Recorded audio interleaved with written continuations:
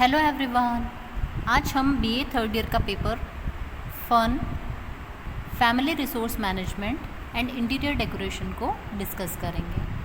Previous lecture में हमने बात करी थी प्रिंसिपल्स ऑफ सब्स्टिट्यूशन, ठीक है, प्रतिस्थापन के सिद्धांत की हमने बात करी थी और उसको हमने डिफरेंट टाइप के जो एग्जाम्पल्स थे उनके थ्रू उसको हमने समझा था कि एक्चुअली सब्स्टिट्यूशन क्या होता है, ठीक है, और हम इसका होम मैनेजमेंट में या घर में किस प्रकार से इसको अप्लाई करते हैं, इसका एप्लीकेशन किस प्रकार से करते हैं, ठीक है।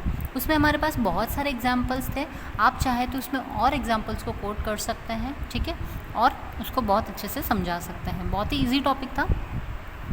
आज हम बात करेंगे अगले टॉपिक की, जो है law of equi marginal utility, ठीक है, जिसको कहते हैं समसीमांत उपयोगिता का नियम।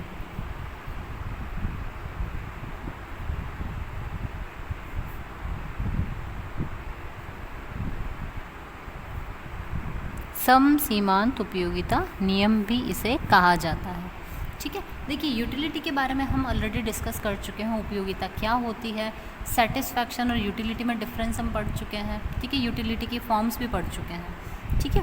अब देखिए, हमें ये चीज़ शुरू से पता है कि कोई भी व्यक्ति हो, कोई भी इंसान हो, ठीक है, तो उसकी क्या होती है, जो आवश्यकताएं होती है, जो उसकी नीड्स होती है, वो अनंत होती है, ठीक है। वो कभी ख़त्म नहीं हो सकती, कभी भी कम नहीं हो सकती है ना। और वो कभी भी अपनी आवश्यकताओं की पूर्ति भी, उसको ऐसा लगता है ना कि भाई मेरी बहुत सारी नीड्स है, लेकिन उसके पास में क्या होता है, रिसोर्सेज जो होते हैं वो कितने कैसे होते हैं, लिमिटेड होते हैं। अब लिमिटेड रिसोर्सेज में अनलिमिटेड या जो आपकी अनंत आवश्यकताएं हैं उनको पूरा करना पॉसिबल नहीं होता है, ठीक है। तो व्यक्ति क्या करता है, कई बार अपनी जो आवश्यकताएं होती हैं इनको थोड़ा सा बदलता है, कॉम्प्रोमाइज़ करने की भी कोशिश करता है, और जो सबसे इम्पॉर्टेंट होती है उनको सबसे पहले उन आवश्यकताओं को पूरा करता है। जैसे कि हम एग्जाम्पल की बात करें कि देखो, रोटी कपड़ा मकान मीन्स फूड, शेल्टर और क्लोथ्स, ये किसी भी पर्सन की या हर ह्यूमन बीइंग की बेसिक नीड होती है, ठीक है। इसके बाद में जो नीड आती है वो सारी आपकी, जैसे कि पढ़ाई वगैरह हो गई है, ठीक है, और इसके बाद एक फैमिली की नीड्स हो गई है, ठीक है, स्कूल फीस वगैरह हो गई है, ठीक है, जॉब हो गई है, ये सारी जो चीज़ें होती है आपकी अब आगे की नीड में आ जाती है, ठीक है। और फिर कुछ जैसे कि आपका घूमना फिरना, आपका एंटरटेनमेंट करना, मनोरंजन, ये आपकी और लेटर ऑन नीड्स में आ जाती है, ठीक है। अब देखो, हर व्यक्ति की इच्छा होती है कि उसके पास अच्छा घर हो, पैसा हो, अच्छे कपड़े हो, अच्छी गाड़ियाँ हो, अच्छा घूमे फिरे वो व्यक्ति, है ना, अच्छी जॉब हो, उसके पास में अच्छा फैमिली स्टेटस हो उसका, ऐसा वो यहाँ घूमने के लिए जाए, डिफरेंट प्लेसेस पे जाए, इंजॉय करें, ये सबकी इच्छाएं होती है, सबको अपनी ये नीड्स ही लगती है। कुछ लोग इसको विशेष भी कहते हैं, ठीक है। लेकिन क्या है, इन सब में सबसे इम्पॉर्टेंट कौन सी है, सबसे पहले आपको उसका डिसीजन लेना ज़रूरी होता है, ठीक है। अब देखिए, आप जब डिसाइड करते हैं कि आपकी जो सबसे इम्पॉर्टेंट नीड कौन सी है, ठीक है, तो पहले आप उसको फुलफ़िल करेंगे, ठीक है। तो आपको पता है कि आपकी फूड, शेल्टर और क्लोथ्स आपकी सबसे बेसिक नीड है, ठीक है, आपने उसको फुलफ़िल किया। अब आपको जॉब की रिक्वायरमेंट है, अच्छी पढ़ाई की रिक्वायरमेंट है आपके बच्चों को, आपके फैमिली को किसी एक जगह अच्छे प्लेस पर रखने की ज़रूरत है, तो ये बहुत सारी अलग अलग आवश्यकताएं हैं, ठीक है। अब घूमने फिरने की, एंटरटेनमेंट की जब बात आती है ना, तो वहाँ पर आप थोड़ा सा कॉम्प्रोमाइज़ कर सकते हो कि अगर आप चाहो, आपके पास में पैसा है तो डेफिनेटली आप जा सकते हो, आप एंटरटेनमेंट कर सकते हो, ठीक है, या फिर एंजॉय कर सकते हो, है ना। लेकिन अगर आपके पास में पैसे की शॉर्टेज है, कमी है, या आप नहीं मैनेज कर पा रहे हो, तो ऐसा ज़रूरी नहीं है कि आपको उन सभी नीड्स को भी फुलफ़िल करना ज़रूरी है, ठीक है। उनको हम अब क्या करते हैं, नीड से हम उसको विशेज़ में भेज देते हैं, ठीक है, विशेज़ में कन्वर्ट कर देते हैं कि हाँ, मेरी विश है कि अगर ऐसा हो तो मैं ये करूँगा या करूँगी, है ना। तो लोग इस तरीके से बदल देते हैं उनको। अब देखिए, अब हम बात करते हैं समसीमांत उपयोगिता नियम की, ठीक है। अब देखिए, ये एक यूनिवर्सल फैक्ट है कि पर्सन जो है ना, हमेशा अपने सेल्फ इंटरेस्ट के लिए काम करता है। किसके लिए काम करता है, सेल्फ इंटरेस्ट। उसका खुद का जिस चीज़ के अंतर्गत उसका खुद का हित होता है, उसका खुद की जो रुचि होती है, ठीक है, उस चीज़ों से वो सबसे ज़्यादा अफेक्ट होता है, ठीक है। और उसके बाद ही उसके पास जो जो अवेलेबल रिसोर्सेज होते हैं ना, उनकी मदद से अपने किसी भी टास्क को, अपने काम को परफॉर्म करता है वो, ठीक है। और जब वो सेल्फ इंटरेस्ट से जब वो काम करता है ना, तो उसको क्या होता है, हमेशा मैक्सिमम सेटिस्फैक्शन उसको मिलता है, ठीक है। क्योंकि देखो सेल्फ इंटरेस्ट से आप काम करोगे, आप रिसोर्सेज का मैक्सिमम यूटिलाइजेशन करोगे, तो ऑटोमेटिकली आपको सेटिस्फैक्शन प्राप्त हो जाएगा, ठीक है। अब कुछ लोग होते हैं जो ऐसा नहीं करते, तो उनको सेटिस्फैक्शन नहीं मिल पाता है उन चीज़ों से, ठीक है। अब देखिए ये सब चीज़ें करना भी ज़रूरी है, क्योंकि देखो क्या है कि जो पर्सन है, क्योंकि हमें पता है कि उसकी नीड्स कैसी है, अनलिमिटेड है ना। तो अगर वो सेल्फ इंटरेस्ट से काम नहीं करेगा ना, तो क्या होगा कि उसकी जो जितनी सारी आवश्यकताएं, उन अनंत आवश्यकताओं को वो पूरा नहीं कर पाएगा। अब क्या है कि इस सेल्फ इंटरेस्ट से अगर वो कोई काम कर रहा है ना, तो उस काम को करने के लिए उसको जो रिसोर्सेज की ज़रूरत होती है ना, वो रिसोर्सेज ऐसा नहीं है कि केवल एक ही चीज़ के लिए आपको हमेशा काम आएंगे, ठीक है। उनके मल्टीपर्पज़ यूजेस होते हैं, ठीक है। अब जैसे पैसा है, मनी आपका एक रिसोर्स है ना, तो इस मनी से आप क्या करते हो, आप खाना खरीद के खा सकते हो, आप कपड़े खरीद के पहन सकते हो, ठीक है। आप आपके लिए खुद के लिए सामान खरीद सकते हो, घर खरीद सकते हो, आपका टाइम स्पेंड कर सकते हो, आपके लिए जो इम्पॉर्टेंट गैजेट्स हैं आप वो खरीद सकते हो। तो मतलब एक पैसा एक रिसोर्स है, लेकिन इसके यूजेस बहुत सारे हैं, ठीक है। आप अलग अलग टाइप की चीज़ें खरीद सकते हो, आप पैसे को सेव करके इसको बढ़ा भी सकते हो, ठीक है। तो आपने क्या किया, एक रिसोर्स से दूसरा रिसोर्स भी आपने अर्न कर लिया है ना। तो देखो कितने सारे इसकी जो एग्जाम्पल्स होते हैं वो आ जाते हैं, ठीक है। और साथ ही साथ में रिसोर्सेज होते हैं, उसके कितने सारे यूजेस होते हैं। इस तरीके से क्या होता है कि अगर कोई भी व्यक्ति अपने रिसोर्सेज का वाइजली यूज़ करता है ना, तो क्या करता है, वो सीमित साधनों में या सीमित रिसोर्सेज में भी वो अपने काम को बहुत अच्छे से कर लेता है, ठीक है। तो अब देखो कोई भी व्यक्ति हो, ठीक है, एनी पर्सन, कोई भी व्यक्ति है, सब में अपना अपना दिमाग होता है और उनके काम करने का तरीका, उनका सोचने का तरीका, ठीक है, और रिसोर्सेज को यूज़ करने का तरीका अलग अलग होता है, ठीक है। ये आप आपकी फैमिली में भी देख सकते हैं कि आप जैसे कि हम मनी की ही बात कर लेते हैं, ठीक है। अब आप देखिए आपके फैमिली में आपके फादर मनी को कैसे यूज़ करते हैं, ठीक है, आपकी मदर किस तरीके से खर्च करती है, ठीक है, आपका ब्रदर है, आपकी सिस्टर है, ठीक है, या फिर आपके ग्रैंड पेरेंट्स हैं, ठीक है, वो किस तरीके से खर्च करते हैं। तो आप सबका तरीका देखिए, हर व्यक्ति अपने अकॉर्डिंग, अपने विवेकपूर्ण तरीके से अपना जो रिसोर्स होता है उसको खर्च करता है, ठीक है। अच्छा, रिसोर्सेज ऐसा नहीं है कि सिर्फ पैसा है, ज़मीन है, ठीक है, या ये जो आपको दिखने वाली फिज़िकल जो वस्तुएं होती है, फिज़िकल थिंग्स है, सिर्फ यही है। आपका टैलेंट, आपके अंदर की जो पर्सनालिटी है, आपके जो खुद के कैरेक्टरिस्टिक्स हैं, ये भी आपके रिसोर्सेज ही होता है, ठीक है। आपको किसी कार्य करने की कुशलता है ना, कोई भी काम करने की, तो वो भी आपका एक रिसोर्स हो गया। जैसे कि आपको अच्छा पढ़ाना आता है, तो ये आपका एक कौशल हो गया। तो आप क्या कर सकते हो, उस कौशल का इस्तेमाल करके आप दूसरे लोगों को एजुकेट भी कर सकते हो, और साथ ही साथ में आप अदर रिसोर्स को भी अर्न कर सकते हो, जो है मनी। आप फेम भी अर्न कर लेते हो साथ ही साथ में, है ना, ऐसा। तो ये क्या है, एक रिसोर्स से दूसरा रिसोर्स अर्न करना हो गया, ठीक है। तो क्या है कि किसी भी व्यक्ति को अधिकतम संतुष्टि पाने के लिए क्या होता है कि रिसोर्सेज का मैक्सिमम यूटिलाइजेशन करना और अलग अलग तरीके से करना, अलग अलग तरीके से इन रिसोर्सेज का यूज़ करना, ठीक है। अब देखिए जैसे कि आपके पास में एसेट्स की अगर हम बात करें, तो आपके पास में कोई ज़मीन है, ठीक है। अब आपके पास में कोई लैंड का एरिया है ना, तो अब आप क्या कर सकते हैं, उस लैंड के एरिया में आप चाहें तो उसके ऊपर फार्मिंग कर सकते हैं, ठीक है। आपके पास में क्या है, प्लॉट है, ठीक है, या कोई लैंड एरिया है ना। तो आप क्या कर सकते हैं, आपके पास में देखिए ऑप्शंस, देखिए फार्मिंग है आपके पास में ऑप्शन, आप उसके ऊपर कोई हाउस कंस्ट्रक्ट करवा सकते हैं, चाहे आप खुद रहें, चाहे आप रेंट पे दे सकते हैं, ठीक है, खुद के लिए और रेंट पर्पस से, दोनों हो गए इसके अंतर्गत। अब आप उसके ऊपर क्या कर सकते हैं, कोई भी विला बना करके आप उसको बेच भी सकते हैं, ठीक है। वो सिर्फ किस पर्पज़ से होगा, आपके सेल करने के लिए होगा, ठीक है, या फिर आपके बिजनेस पर्पज़ से हो गया, ठीक है।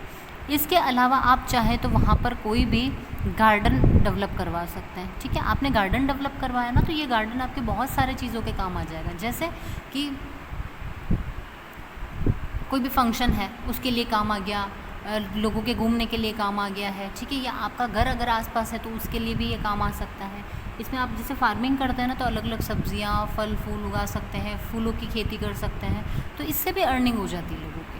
ठीक है, तो एक रिसोर्स से दूसरा रिसोर्स आपने अर्न कर लिया। ठीक है, मैरिज हॉल्स बना सकते हैं, मैरिज बैंकेट्स बना सकते हैं। ठीक है, इसके अलावा और भी जो छोटे मोटे ओकेजन्स होते हैं लोग उसके लिए भी इनकी बुकिंग करवाते हैं, तो उससे क्या होता है कि आपका एक बिज़नेस रन हो जाता है। ठीक है, तो देखिए आपका एक रिसोर्स था, एक प्लॉट या लैंड एरिया आपके पास में रखा हुआ था, आपका एक एसेट था, उसका आपने किस तरीके से यूज़ करके मनी रिसोर्स को आपने अर्न कर लिया है। ठीक है, तो यह व्यक्ति की बुद्धि के ऊपर निर्भर करता है कि वो किस तरीके से अपने एसेट्स का, अपने जो उसके पास रिसोर्सेज हैं उनका यूज़ करता है। ठीक है, अब देखिए इसके लिए बहुत सारे अलग अलग जो लोग थे उन्होंने इनके लिए डेफिनेशंस भी दी है। ठीक है, और बताया था कि भाई समसीमांत उपयोगिता क्या होती है, इसको कैसे समझा जाता है। ठीक है, तो देखिए गॉसेन ने इसकी डेफिनेशन दी थी। ठीक है, उन्होंने बताया था कि देखिए कोई भी व्यक्ति है ना, उसकी सभी आवश्यकताओं को, मतलब एक आपको मैक्सिमम या एक पूर्ण संतुष्टि, मैक्सिमम तो हम उसको, मैक्सिमम तो हमारी अधिकतम हो जाती है, आप कहिए कंप्लीट सेटिस्फैक्शन तक उसको पूरा करना संभव नहीं होता है। ठीक है, इसलिए क्या होता है कि अगर व्यक्ति को किसी भी चीज़ का मैक्सिमम यूटिलाइजेशन करना है और मैक्सिमम सेटिस्फैक्शन पाना है, तो उसको क्या करना होता है कि जो उसका कंप्लीट सेटिस्फैक्शन पॉइंट है ना, उसको वो क्या करे, आगे खिसका दे। ठीक है, अब ये नहीं सोचे कि भाई मेरा ये है, अब उसको जितना उससे फ़ायदा मिल रहा है, जिससे जितना उसको आनंद मिल रहा है उसको एंजॉय करना चाहिए, उसको समझना चाहिए। ठीक है, ये थी बेसिकली गॉसन की डेफिनेशन। ठीक है, तो इस प्रकार से क्या था कि बहुत से लोगों ने इनके लिए इसके बारे में अलग अलग डेफिनेशन दी, तो इसको इससे समझा गया है ना। अब देखिए, अब हम आगे बात करेंगे इसके बारे में कि इस जो उपयोगिता का नियम जो दिया गया था, इसकी कुछ मान्यताएं भी थी। ठीक है, जैसे कि देखिए जो उपभोक्ता है या कस्टमर है, ठीक है, तो वो कैसा आदमी होता है, एक तो विवेकशील प्राणी है। ठीक है, वो अपने बुद्धि का इस्तेमाल करता है ना। जो पर्सन है वो किसका यूज़ कर रहा है, अपने माइंड का यूज़ कर रहा है, अपने ब्रेन का यूज़ करता है।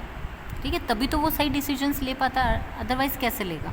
ठीक है, अच्छा कोई भी व्यक्ति है ना, उसके इंटरेस्ट है, उसकी जो इनकम है, एक निश्चित समयावधि के लिए वो वही रहती है। ठीक है, जैसे कि अगर आपका एक बार सैलरी इंक्रीज़ हुआ है तो आने वाले लगभग 1 साल तक में वो सेम ही रहेगा। ठीक है, तो निश्चित समयावधि के लिए निश्चित आय जो होती है वो निश्चित ही रहती है, तो उसके हिसाब से व्यक्ति काम करता है। ठीक है, अच्छा जो मनी होता है, इसकी मार्जिनल यूटिलिटी हमेशा सेम रहती है। मनी किसी के भी पास हो, किसी भी फॉर्म में हो, उसका यूटिलाइजेशन एक ही तरीके से किया जाता है, चीज़ों को परचेज़ करके, मनी को सेव करके, उसको एक्सपैंड करके या उसको डबल करके, कैसे भी किया जाता है, लेकिन मनी के यूजेस इसी प्रकार के होते हैं और सभी के लिए समान होते हैं, है ना। अच्छा जो कस्टमर होता है ना, वो हमेशा मनी का जो यूज़ करता है वो थोड़ा थोड़ा करके करता है। ऐसा आपने किसी व्यक्ति को देखा है कि उसके पास अगर 10 करोड़ की प्रॉपर्टी है तो उसने 10 ही करोड़ की प्रॉपर्टी को एक ही साथ बेच करके कुछ अपना काम कर लिया? आपने कभी देखा है ऐसा? नहीं। अगर उसके पास 10 करोड़ की प्रॉपर्टी है ना, तो एटलीस्ट वो उसमें से 2 या 3 करोड़ या 5 करोड़, मैक्सिमम 5 करोड़ तक का जो पैसा होगा वो उसका इन्वेस्ट कर देगा, लेकिन बाकी के 5 को वो सेव करके रखेगा अपने पास में, ताकि उसको इन फ्यूचर कभी भी कोई काम पड़ जाए, ये ज़रूरत हो तो वो उसको काम में ले सके, या उसको कोई लॉस हो जाए तो उसको कंपेंसेट भी कर सके। ठीक है, तो ये बिजनेस माइंड लगा करके लोग अपना काम करते हैं। ठीक है, अच्छा जो मनी होता है ना, इसको आप हमेशा माप भी सकते हो। ठीक है, क्योंकि पैसा क्या है, काउंटेबल चीज़ है, काउंटेबल थिंग है, आपका काउंटेबल रिसोर्स है, तो माप सकते हो। लेकिन अगर यही आपका कोई टैलेंट हो, आपको डांस करना बहुत अच्छा आता है, तो क्या आप इसको माप सकते हो? क्या इसको आंका जा सकता है? ठीक है, इसके बारे में अंदाज़ा लगाया जा सकता है, लेकिन आप ऐसा नहीं कह सकते कि आपको इतने पॉइंट तक का डांस आता है, या इतने लैक्स का आता है, इतने करोड़ का डांस आता है। ठीक है, आप ऐसा नहीं कह सकते हो, है ना। तो ये चीज़ें होती कि बेसिकली इसकी ये कुछ मान्यताएं थी। ठीक है, अच्छा अब हम बात करेंगे गुड्स के बारे में। ठीक है, तो गुड्स में क्या होती है, बेसिकली 2 टाइप ऑफ गुड्स होते हैं। ठीक है, देखिए अब हम बात करेंगे गुड्स के बारे में। ठीक है, देखिए जब हम गुड्स की बात करते हैं, जिसको यूजुअली आप वस्तुएं भी कहते हो या थिंग्स कहते हो, ठीक है, ये 2 टाइप्स के होते हैं। ठीक है, दो टाइप्स के होते हैं, जिसमें पहले आता है आपका पोस्टपोनेबल गुड्स, है ना, और दूसरा आता है आपका सब्स्टिट्यूट गुड्स। देखिए ये इसके दो टाइप है। इसको आप कहते हो विलंबित वस्तुएं और इसको आप कहते हो स्थापन्न वस्तुएं। ठीक है, अब देखिए जो आपकी विलंबित वस्तुएं होती हैं, ठीक है, इनका क्या है कि जब वस्तुएं मीन्स कोई भी चीज़ है जो आपको यूज़ आएगी, अब काम आने वाली चीज़ है। ठीक है, अच्छा, पोस्टपोन करने का मतलब क्या होता है? किसी भी चीज़ को आगे खिसका देना, स्थगित कर देना, या अगर हम देर से भी करें उसको तो भी कोई फ़र्क नहीं पड़ेगा, वो होते हैं आपके पोस्टपोनेबल गुड्स होते हैं। ठीक है, तो देखो ये वो चीज़ें हैं जिनका यूज़ आप कुछ टाइम के लिए टाल सकते हो, पोस्टपोन कर सकते हो। ठीक है, ये वो चीज़ें होती हैं, तो इसलिए हम इनको विलंबित वस्तुएं कहते हैं। ठीक है, अब देखो हमें पता है कि जो ह्यूमन नीड्स हैं वो कैसी है, इन्फिनेटिव है, उसका कोई सीमा नहीं है उसकी, कि उसकी नीड्स यहीं पर आकर के ख़त्म हो जाएगी। एक नीड जब आती है, व्यक्ति उसको फुलफ़िल करता है तो उसकी दूसरी नीड अराइज़ हो जाती है, दूसरी नीड को फुलफ़िल करता है तो तीसरी अराइज़ हो जाती है ना। तो इस तरीके से एक के बाद एक उसकी आवश्यकताएं चलती रहती हैं। ठीक है, तो उसको क्या है कि देखो पूरा करने के लिए तो हमें पता है कि ह्यूमन नीड्स जो है अनंत है, उनको हमको पूरा करने के लिए हमारे पास क्या है, लिमिटेड रिसोर्सेज हैं, है ना। अब ये जो लिमिटेड रिसोर्सेज है ना आपके पास में, इन लिमिटेड रिसोर्सेज से ही आपको ये फुलफ़िल करनी है। तो अब आप क्या करोगे कि भाई जो मेरे लिए सबसे इम्पॉर्टेंट होगा पहले हम उसको फुलफ़िल करेंगे उस नीड को, और उसके बाद में हम दूसरी चीज़ों के ऊपर जाएंगे जो हमारे लिए उससे कम ज़रूरी होंगी। ठीक है, जैसे कि देखो आपके पास में 4 ऑप्शन है, आप सुबह उठें, ठीक है, मॉर्निंग में आप उठे, आपके पास में 4 काम है। पहला काम तो है आपको रेडी होना, ठीक है, रेडी होना है, ठीक है, किसके लिए, कॉलेज के लिए आपको तैयार होना है, कॉलेज जाने के लिए। एक आपका काम है कि आपको लंच प्रिपेयर करना है आपका, ठीक है। तीसरा काम है आपको मार्केट से कुछ सामान लेकर के आना है आपको, ठीक है। और चौथा काम है कि आपको अपने फ्रेंड्स के साथ में मूवी देखने के लिए जाना है, ठीक है। तो अब आप एक चीज़ देखिए कि आपके पास में ये जो 4 काम है, इन सब में सबसे इम्पॉर्टेंट आपके लिए कौन सा है, ठीक है। देखिए आपका जैसे कॉलेज टाइमिंग है हमारी, या आपके जो लेक्चर्स की टाइमिंग है वो मैक्सिमम आपकी 8 to 12 तक ही रहती है, ठीक है। तो फाइन, ठीक है, आपके लिए आपको कोई प्रॉब्लम नहीं है।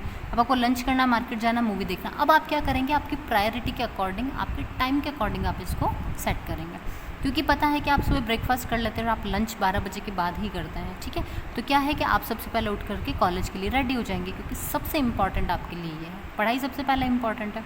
हम रेडी होकर के कॉलेज चल जाएंगे ब्रेकफास्ट करके, ठीक है। अब आपको लंच बनाना है ना, तो आप कॉलेज से आने के बाद में लंच का काम कर सकते हो, ठीक है। और अगर आपका लंच में डिले है तो आप मार्केट का काम भी करते हुए आ सकते हो, नहीं तो आपने लंच किया, इवनिंग में आप गए मार्केट, आपने आपका काम किया। अब मूवी जो है ये आपके सिर्फ एंटरटेनमेंट पर्पस के लिए थी, तो ज़रूरी नहीं है कि आप इसको फुलफ़िल करो। अब इनमें से जो आपके लिए इंपॉर्टेंट होगा ना वो काम करेंगे। आप चाहे तो मार्केट को स्किप भी कर सकते हैं। आपको मार्केट क्यों जाना था, कुछ सामान ख़रीदना था, लेकिन वो इतना नेसेसरी नहीं है, तो हम क्या कर सकते हैं, आज नहीं तो कल, कल नहीं तो परसों के लिए हम इसको पोस्टपोन कर सकते हैं। मूवी जो है इसको हम आज नहीं तो कल, कल नहीं तो परसों के लिए हम इसको पोस्टपोन कर सकते हैं, ठीक है। तो जो चीज़ें पोस्टपोन करने योग्य होती है हम उसको हटा देते हैं, ठीक है। एक एग्जांपल और ले लेते हैं कि जैसे कि आपको आपके फादर ने 10,000 रुपये दिए आपको, ठीक है, 10,000 रुपीज़ आपको दिए हैं, किस लिए दिए हैं, आपको पॉकेट मनी के। अब आपके पास में ऑप्शंस हैं कि आप चाहें तो अपने लिए एक बाइसिकल खरीद सकते हैं, ठीक है। तो वो क्या करेगी, आपको एक्सरसाइजेज में भी हेल्प कर देगी, आपको स्कूल आने जाने में, इन सब चीज़ों में हेल्प कर देगी। और दूसरा है कि आपको आपके फ्रेंड्स के साथ में हैंग आउट करने के लिए जाना है, घूमने फिरने के लिए जाना है, ठीक है। तो अब आप देखिए कि इन दोनों में से सबसे इम्पॉर्टेंट आपके लिए कौन सी चीज़ है। अगर आप बाइसिकल खरीदेंगे ना तो आपको वो बहुत सी चीज़ों में, एक्सरसाइज में हेल्प करेगी, स्कूल आने जाने में हेल्प करेगी, है ना। इसके अलावा आपका कोई भी काम हो वो भी कर सकते हो, और आपका एक एसेट हो जाएगा आपके पास में, ठीक है। लेकिन अगर आप हैंग आउट करने के लिए अपने फ्रेंड्स के साथ जाते हो तो क्या उससे आपको एक आपका एंटरटेनमेंट हो जाएगा, ठीक है, आपको सेटिस्फैक्शन मिल जाएगा इस चीज़ का, लेकिन क्या वो चीज़ आपके आगे फर्दर यूज़ होगी? नहीं, वो पैसा जो आपने एक बार खर्च कर दिया वो आपको वापस नहीं मिलेगा। लेकिन बाइसिकल में आपने एसेट के रूप में आपने उसको इन्वेस्ट कर दिया है, और इन्वेस्ट किया हुआ पैसा इन फ्यूचर आप वापस उसको मनी में भी कन्वर्ट कर सकते हो। ठीक है, तो जो चीज़ें पोस्टपोन करने जैसी होती है, जैसे कि हैंग आउट को हम पोस्टपोन कर सकते हैं, लेकिन बाइसिकल थोड़ी इंपॉर्टेंट है। हमें स्कूल आने जाने में दिक्कत होती है, हमें बस से डेली जाना पड़ता है, किसी को ड्रॉप करना पड़ता है, तो उससे ज़्यादा अच्छा है कि हम बाइसिकल खरीद करके खुद से चले जाएँ। ठीक है, तो ये होते हैं बेसिकली पोस्टपोनेबल गुड्स के एग्जाम्पल्स थे। ठीक है, अब हम बात करेंगे सब्स्टिट्यूट गुड्स की। अब देखिए, ये वो चीज़ें होती है जिसके बदले हम कोई दूसरी चीज़ का यूज़ कर सकते हैं। सब्स्टिट्यूट करना, अगर ये चीज़ आपके पास अवेलेबल नहीं है तो आप दूसरी चीज़ से उसको सब्स्टिट्यूट कर सकते हो। ठीक है, तो किसी भी चीज़ जिसका हमको उपयोग करना है वो हमारे पास अवेलेबल नहीं है, तो हमने क्या किया, उसके जैसी ही या उसके कैरेक्टरिस्टिक से मिलती जुलती किसी दूसरी चीज़ का उपयोग कर लिया, तो हमारा सब्स्टिट्यूट गुड्स कहलाता है। जैसे कि आपको चाय पीना बहुत पसंद है, लेकिन आपके घर में आज चाय ख़त्म हो चुकी है, तो आप उसको किससे सब्स्टिट्यूट कर सकते हो? कॉफ़ी से कर सकते हो, है ना। तो कॉफ़ी से आपने उसको सब्स्टिट्यूट कर लिया। ठीक है, आप बात करते हो कि भाई आपको फ्रूट खाना है। ठीक है, फ्रूट में अब आपने देखा कि भाई मैंगो खाने की इच्छा थी, देखा मैंगो नहीं है, लेकिन अगर बनाना मिल गया तो बनाना खा सकते हो, ऑरेंज मिल गया तो ऑरेंज खा सकते हो, है ना, या नाशपाती मिल गई तो आप वो खा सकते हो, चीकू खा सकते हो। तो बहुत सारी चीज़ें होती है, तो आप क्या कर सकते हैं, एक से दूसरे को सब्स्टिट्यूट कर सकते हो, है ना। तो ऐसे क्या है कि जब हम चीज़ों को सब्स्टिट्यूट कर लेते हैं ना, तो क्या होता है, हमारे पास जो अवेलेबल रिसोर्स है हम उसका यूज़ कर लेते हैं। अब क्या है कि अगर कोई व्यक्ति का नहीं, मुझे तो चाय ही पीनी है, तो उसके लिए आपको क्या करना पड़ेगा, पहले मार्केट जाना पड़ेगा। मार्केट जाओगे, आप वहाँ से परचेज़ करके लेकर के आओगे, फिर आकर के आपकी चाय बनेगी। लेकिन क्योंकि कॉफ़ी हमारे पास में रखी हुई थी, तो हमने उसी को बना करके खा लिया, हमने उसी को बना करके पी लिया। तो आपने क्या किया, आपकी एनर्जी को सेव किया। ठीक है, आपने आपके टाइम को सेव कर लिया। अब जब आप नेक्स्ट टाइम मार्केट जाएंगे तब आप टी परचेज़ कर लेंगे, तो आप आगे उसके बाद भी टी पी सकते हो, है ना। तो हम ऐसी चीज़ों को सब्स्टिट्यूट करके और काम कर सकते हैं। ठीक है, कई बार क्या होता है कि कोई आइटम मार्केट में बहुत महंगा मिल रहा है, जब हमें पर्टिकुलर टाइम पे उसकी ज़रूरत है, लेकिन अगर हम उसके यूज़ को सब्स्टिट्यूट कर सकते हैं किसी से, जैसे कि मार्केट में अब आप हमेशा चाय लेते हैं, मार्केट में आज चाय का पैकेट जो है वो 500 का मिल रहा है आपको। ठीक है, तो अब आपने क्या किया कि देखा कि यार ये तो बहुत महंगा मिल रहा है, तो मुझे इसके कम होने का वेट करना चाहिए। तब तक आपने क्या कर लिया, कॉफ़ी को यूज़ कर लिया। ठीक है, कॉफ़ी का यूज़ कर लिया, जो आपको लगभग 200 या 300 रुपये में ही मिल रही थी, है ना। ये सिर्फ एक एग्जांपल के लिए हम बात कर रहे हैं। तो आपने क्या किया, इसको यूज़ कर लिया, और जब इसके टी के प्राइसेस डाउन हुए तब आपने वापस से टी को परचेज़ कर लिया। तो इससे क्या हुआ, एक चेंज भी हो गया, और साथ के साथ में आपने सब्स्टिट्यूट करके उसको एट द टाइम आपने दूसरी चीज़ को यूज़ भी कर लिया। ठीक है, तो ये थे गुड्स के बारे में। तो देखिए, आज के लेक्चर में हमने इक्वी मार्जिनल यूटिलिटी के लॉ को पढ़ा है, और साथ ही गुड्स के बारे में भी डिस्कस किया है। आई होप आपको ये लेक्चर अच्छे से समझ में आया होगा। अगले वीडियो में मिलेंगे नए टॉपिक के साथ। Thank you.